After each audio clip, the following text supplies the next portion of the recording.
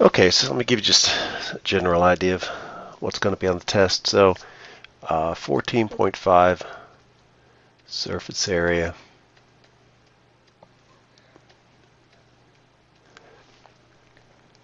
So you have the surface area is the double integral over the region of the square root of 1 plus f partial of f of x and y with respect to x squared plus partial of f with respect to y xy squared, the whole thing times dA. And so I'll give you some function f of xy, which is the essentially the z dimension, and it could be some function of x and y. It could be something where you'd want to change to r and theta. It could be a function of r and theta. Z is a function of r and theta, so that would be polar coordinates. And so you have this function, you have to take the partial derivatives with respect to x and y. This is the case where a lot of times the integrals turn out to be difficult unless you choose the function appropriately. So obviously I'll pick something that you can take the derivatives of with respect to x and y and that they come out to be okay. And then you have to look at the region in the xy or the r theta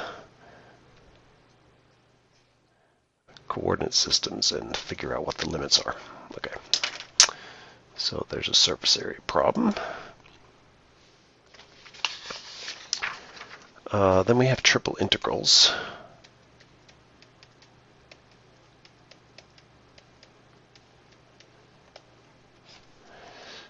So one is just evaluating them. So you'll be given some triple integral, and you just have to know to integrate with respect to, well, there's a certain order you could do it in. In this particular problem, I'll tell you what order it's going to be in, and it'll be indicated by the order of the differentials at the end. So if it goes dz dy dx, or dz dy dx, then integrate first with respect to z, then with respect to y, then with respect to x. Now you can just evaluate them, or you can use them to calculate the volume of something. And remember, this is an iterated integral. So be prepared to come up with the integral, the iterated integral. And again, it could be in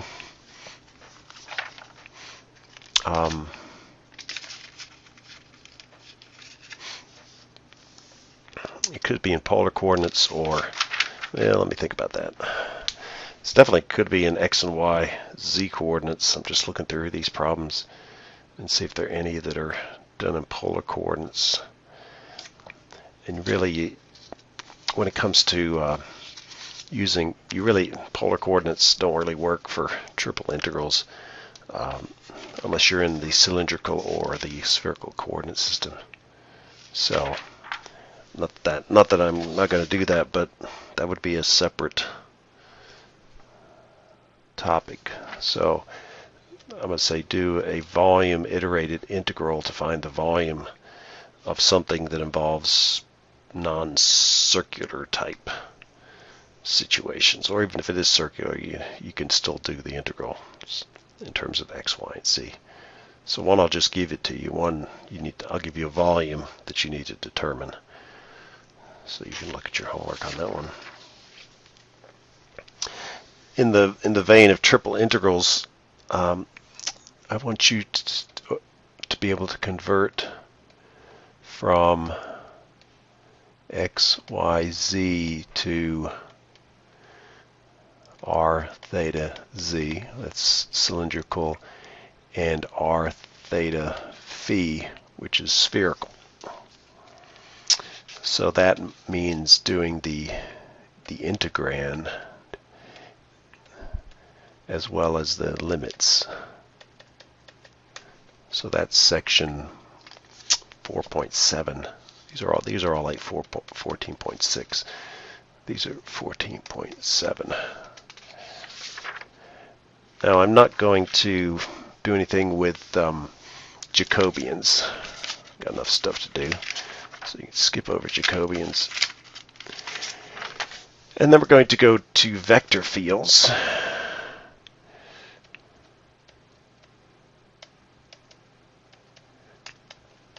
So if you look at section 1, the things you're going to be doing is determine conservative, or test for conservative vector fields. Now I think in, I'm trying to remember if in,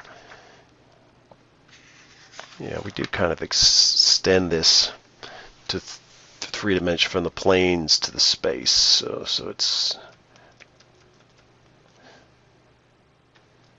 so you want to determine whether, if I give you a vector field, if it's conservative. So yes or no.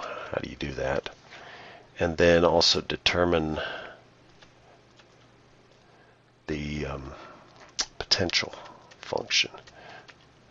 So if it is conservative, then there must be some potential function that you can integrate that conservative vector field. This may actually be a part more so of section 15.3 than it is. So from 15.1, determine whether it's conservative vector field. If it is, determine the potential function, or the third thing is given potential or scalar function,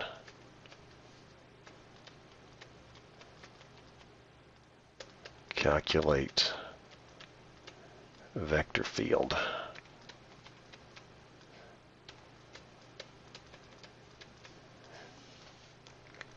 So how do you do all these things? Well,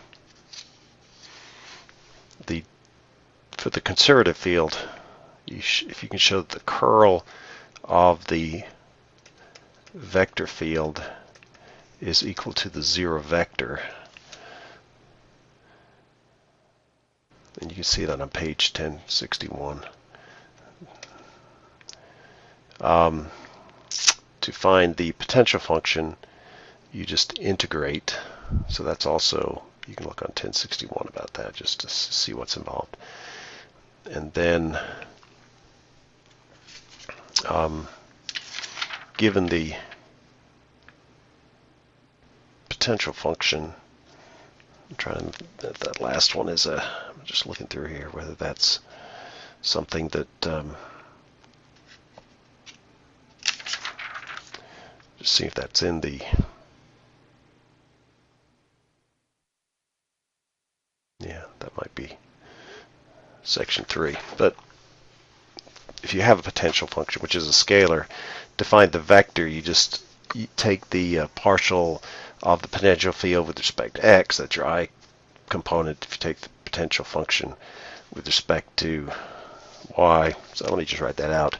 So if you have some vector field and there's a corresponding potential function scalar field, the vector field is the partial of f, the scalar field with respect to x, times the I unit vector, and the partial of f with respect to y, times the j unit vector, plus the partial of f with respect to z, times the k. So that's how you find, given the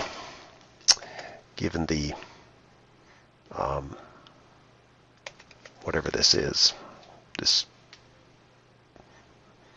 scalar field of x, y, and z, you can find the vector field associated with that.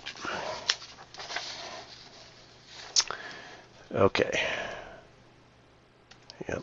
That's good. Line integrals.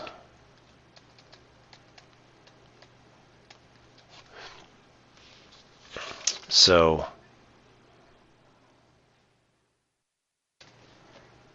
there's two things here. One is just finding the line integral without any kind of knowledge about whether the field, well, there's a line, the scalar line integral and the vector line integral. So let's talk about the scalar line integral. So what you're doing is you have some integral along some line, and there's some function of x and y, or x, y, and z, and you're going along this path that has some ds to it. And so let's write these out. So this is on page 1067, and it says that the line integral along this curve C of f of xy, which in this case is a scalar field, is the integral from a to b. Now this, what you have to do is you have to parameterize the path. So the path may be given as a function of x and y. If you have to parameterize it, and then once you've done that, you can take the ds part and make that into this expression. So we've got x prime of t squared plus y prime of t squared times dt. So this whole thing becomes a function of t. So that is doing a line integral of a scalar field, and you can do the same thing for a vector field.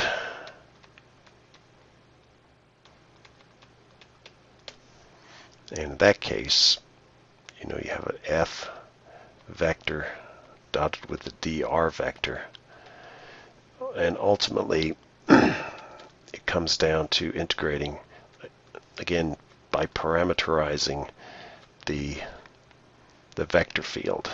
So instead of f of x and y, it's f of x of t and y of t. Use the information about the path to make that substitution, and then you dot with the derivative of the position vector, which defines the path.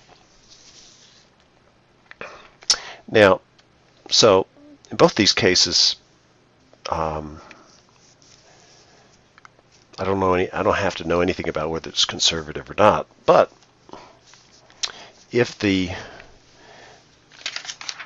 what we'll find out is that if you go to section 15.3, and if it's a vector field, and the vector field is conservative, what that allows me to do, so if vector field is conservative, then we can find the potential function of x, y, and z,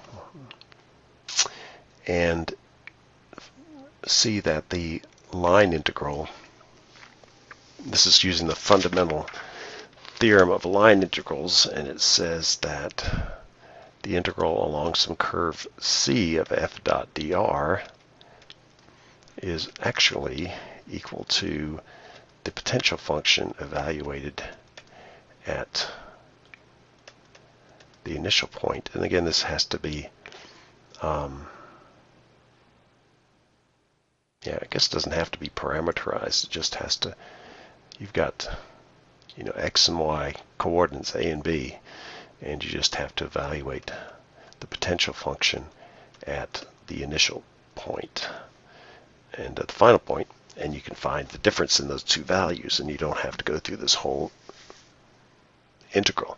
Another thing about conservative vector fields is you could say, well, it doesn't depend. Not only does it just depend upon the endpoints, but I could choose a different path if I wanted to.